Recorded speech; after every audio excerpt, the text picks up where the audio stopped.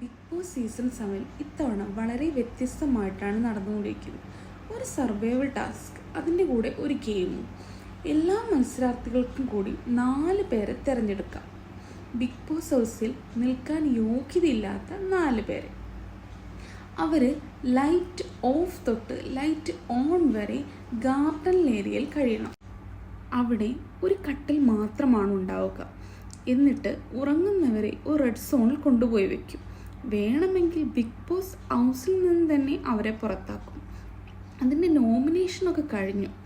4 പേരെ എല്ലാ മത്സരാർത്ഥികളും കൂടി വന്ന് പറയും. അങ്ങനെ പറയാനുള്ള ഒരു കാരണം കൂടി അപ്പം രേഖപ്പെടുത്തും. അനീഷിനെ മാത്രം ആരും പറഞ്ഞില്ല.